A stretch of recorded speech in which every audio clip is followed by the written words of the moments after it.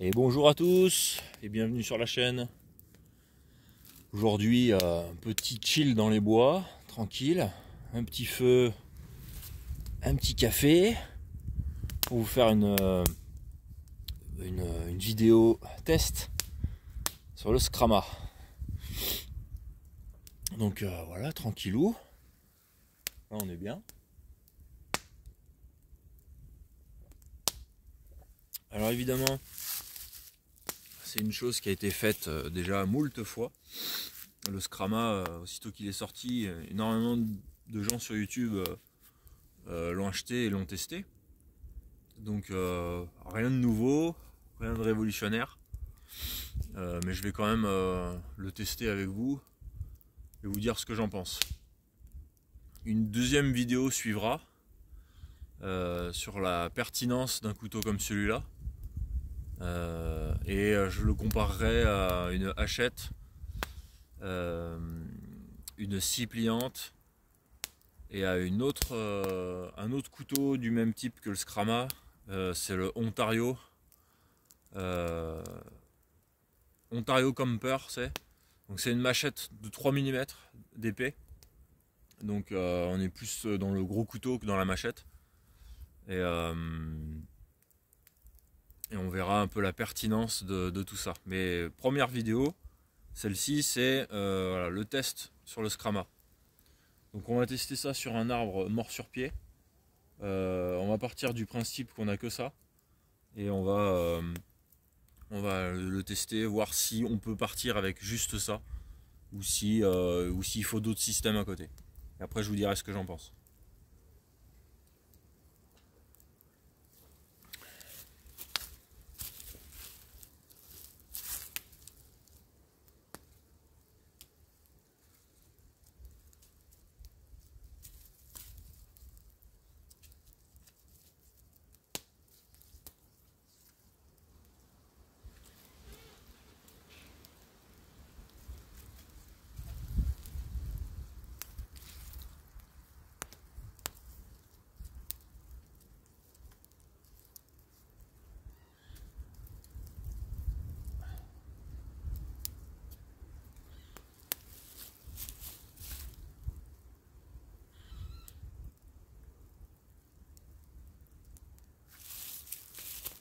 Allez, parti. Donc voilà, ça fume. On se retourne. Et l'arbre en question, il est juste là.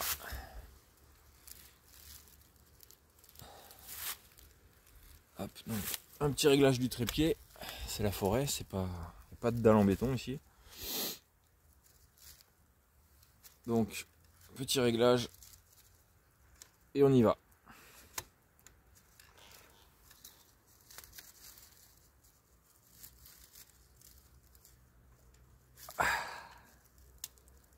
Voilà, là on est pas mal. Donc, test du Scrama 240 sur cet arbre là, mort sur pied, mort debout. Donc dans l'optique où on n'a que ça, eh bien il faut déjà commencer par l'abattre. Donc c'est parti.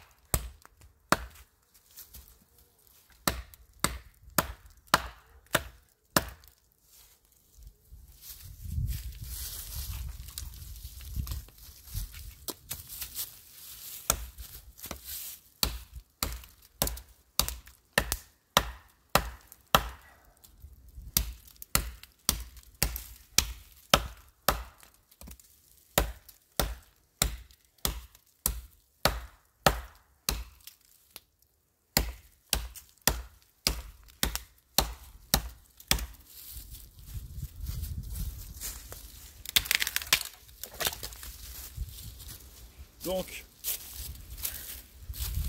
on voit que c'est efficace. Faut pas tellement d'efforts pour une dizaine de centimètres de diamètre, je dirais. Excellente pénétration.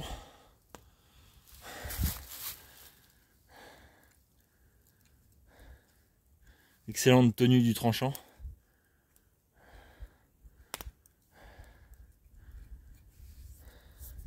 Bonne prise en main, mais comparé à ce que j'ai pu voir et entendre, c'est pas non plus super adhérent. Ça finit quand même par glisser. Dans des grosses coupes en force comme ça, des grosses coupes à la volée, je finis en 3 doigts systématiquement. Je me place comme ça et je finis comme ça. Ce qui n'est pas dérangeant en soi, mais si on se reprend pas très vite, le couteau il nous échappe. Donc ce manche en gomme est très bien, très confortable, mais dans les grosses coupes à la volée, on glisse. Voilà, c'est quand même bon à savoir.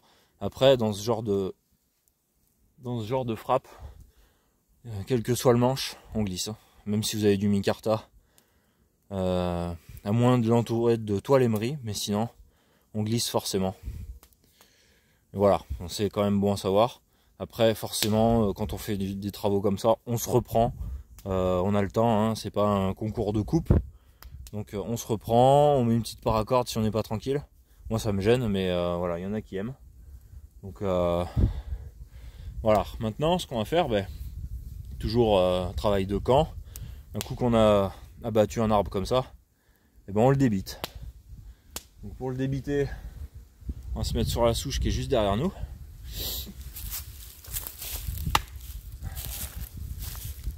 Hop. Hop, on se retourne par ici, à nouveau. Alors je m'approche pas trop de la souche parce qu'évidemment il y a le feu. Feu qui est ici. D'accord. Je vais me mettre en face de vous là où il y a la hache là, et on va essayer de le débiter.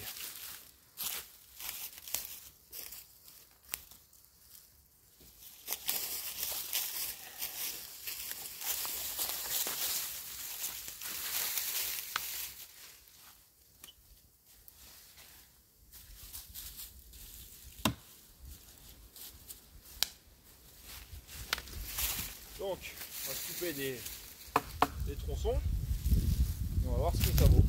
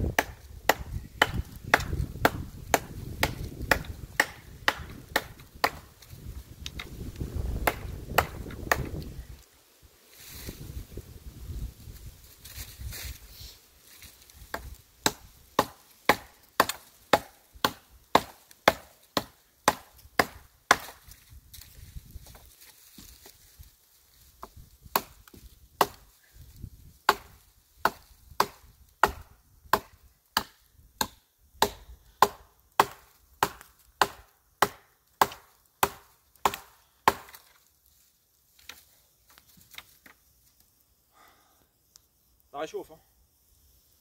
Après ça, on n'a plus besoin de faire de feu.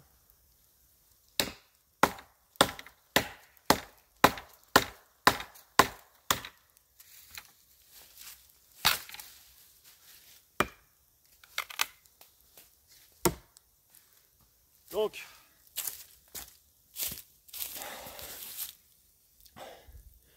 voilà, vous aurez qu'à voir un peu le temps que j'ai mis.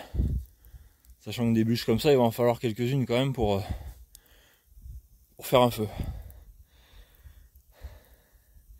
Mais avant, le gros bois de refente, faut couper du petit bois. Et le petit bois,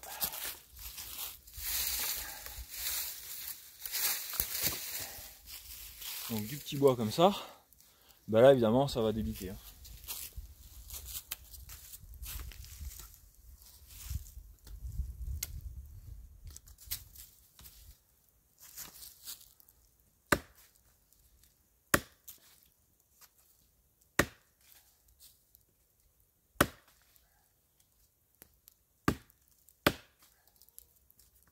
Un peu plus gros.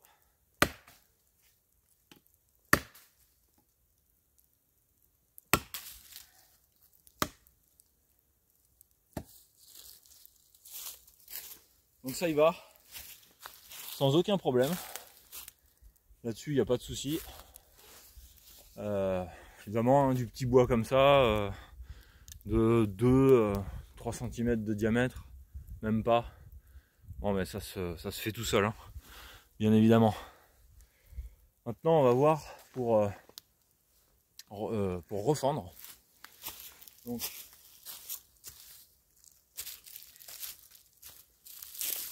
je vais pas refendre ça. Bon, je pourrais, remarque. Est-ce qu'on essaye? Parce que là, ce qui me fait peur, c'est cette courbure là.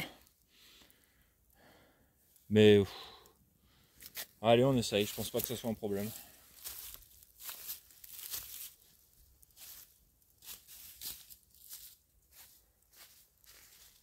Donc, à savoir qu'un couteau, c'est pas fait pour ça. D'accord? Pour refendre, il y a des haches. Maintenant, quand on n'a pas de hache,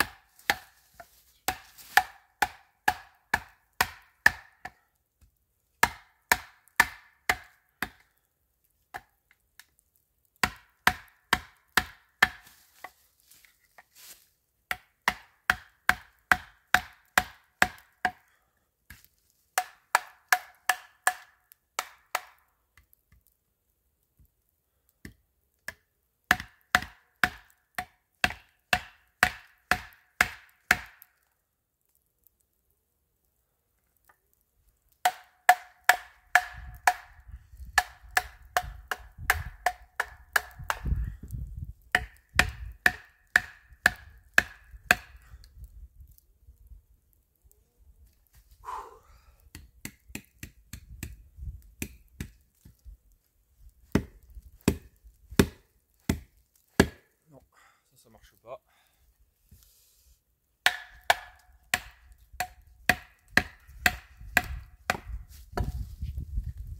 Que je vous montre. Voilà, c'est ça que je craignais entre guillemets.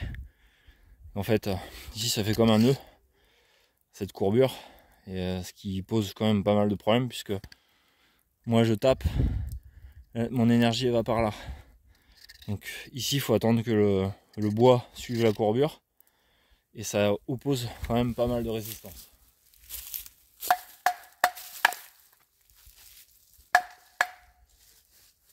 Chose à éviter.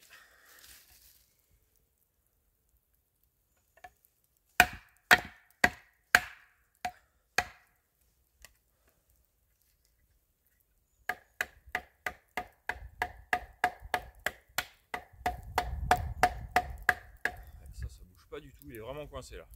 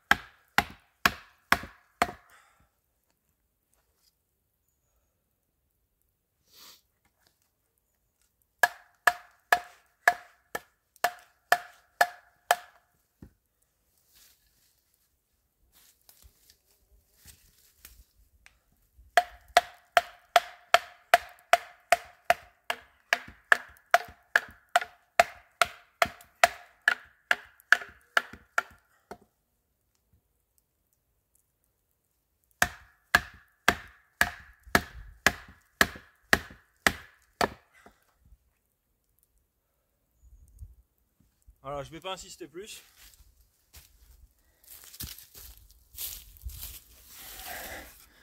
Parce que là on a une lame bien en flexion.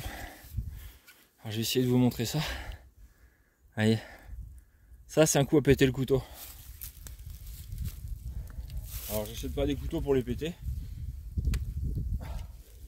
Et voilà, c'est ça que je vous disais. Là on est sur quelque chose d'un petit peu trop raide. Il faut une bûche bien droite. Je vais vous l'essayer. Mais c'est pas la chose à faire.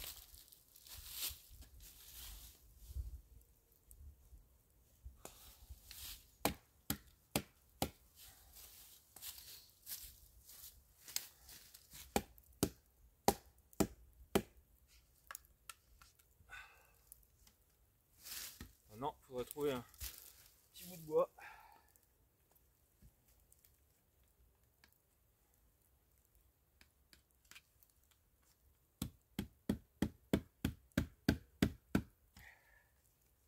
Voilà, j'ai mis un petit bout de bois. Et maintenant, j'essaie de libérer la lame. Alors attention, au tranchant, attention à ne pas se faire mal. Voilà.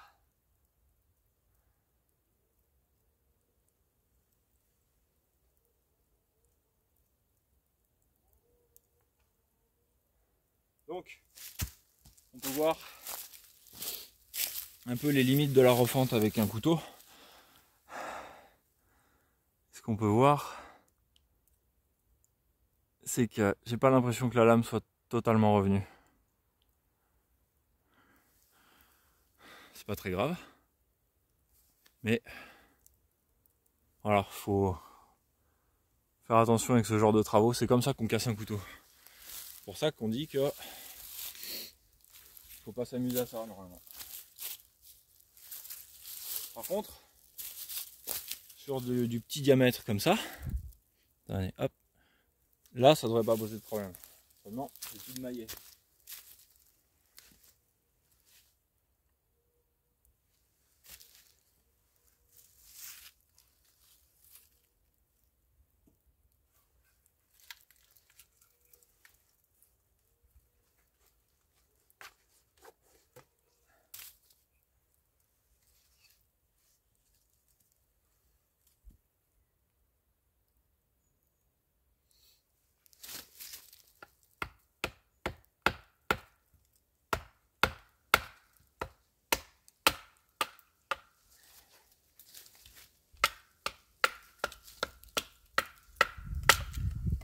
Voilà, faut pas exagérer.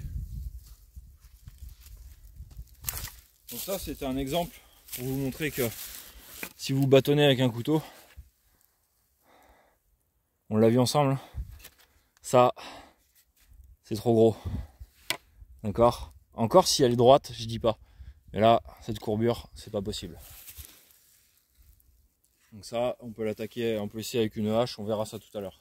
On verra ça dans la prochaine vidéo. Ça par contre, malgré cette courbure là, voilà, c'est tout à fait faisable. En fait, faut vraiment, si vous voulez bâtonner avec un couteau, faut partir sur du droit. Voilà ce que ça nous apprend. Donc, pour faire simple,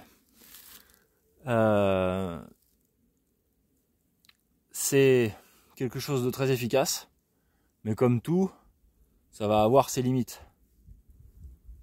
Dans du gros travaux en force, vraiment que j'appelle en force, c'est quand on commence à bâtonner comme ça une bûche et qu'on commence à insister, faut arrêter. C'est comme ça qu'on casse un couteau et c'est pas le but. Même si celui-là il coûte pas cher, que c'est un outil machin chouette, j'ai quand même pas envie de le casser. Je l'ai pas acheté pour le casser. Je suis pas là pour faire des crash tests. Je vous montre ce que ça vaut en petite coupe de précision maintenant. Donc, pour ça, il faut aller chercher le cœur. Donc, on refend ce petit morceau qui ne posera aucun problème.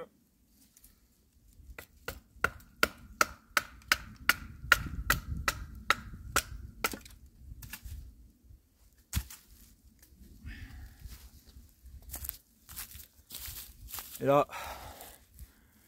on va faire la petite coupe de précision. Donc dans le cadre, hop, c'est par là.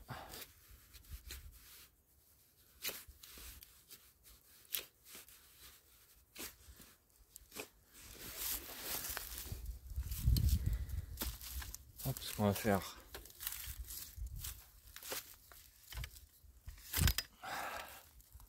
Hop, on s'installe par ici.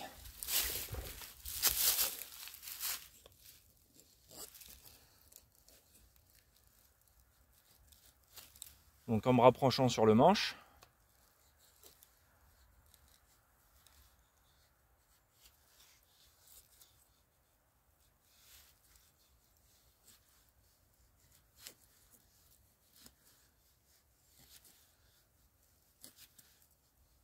On voit bien que ça va très bien. C'est quand même, on sent quand même la longueur et le poids. Mais voilà, on sent bien que ça y va, que ça coupe fort. Et avec le bout, on a moins de dextérité.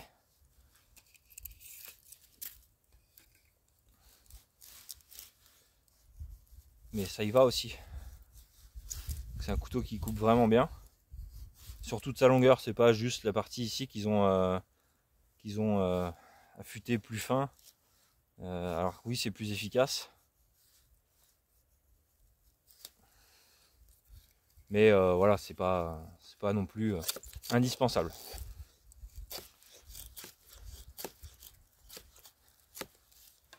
On peut faire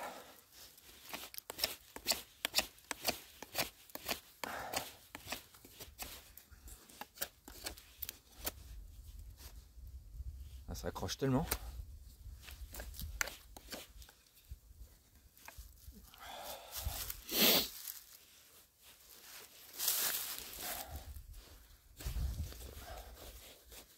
Hop.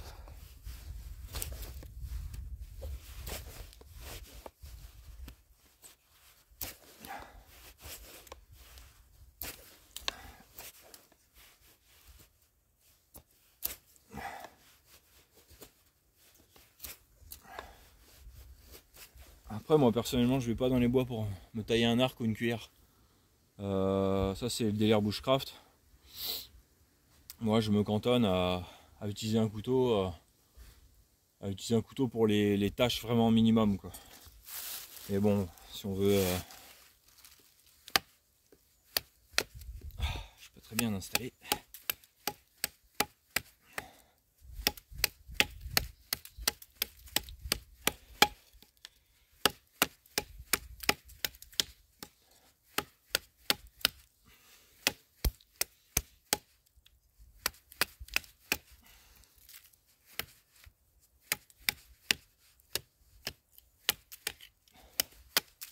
Voilà, si on veut faire une pointe, elle n'est pas très belle ma pointe, hein.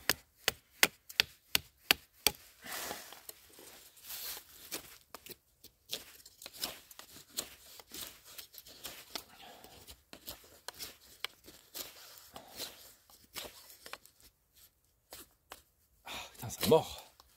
On va se bloquer, quoi.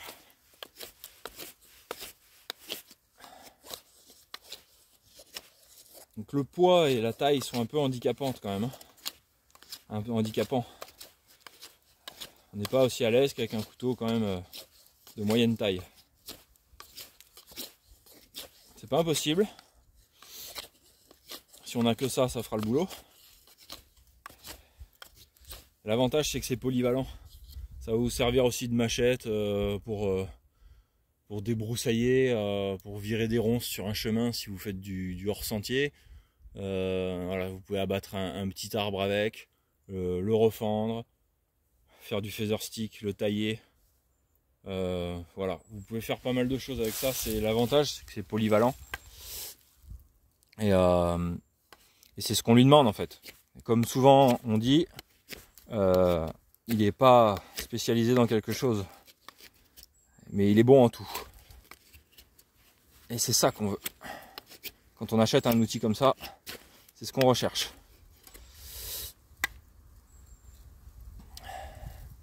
La vidéo est plus longue que d'habitude, mais comme on est en live dans les bois, et toujours sans montage, évidemment, ça prend plus de temps. Voilà, donc pour conclure, si vous achetez un couteau comme ça,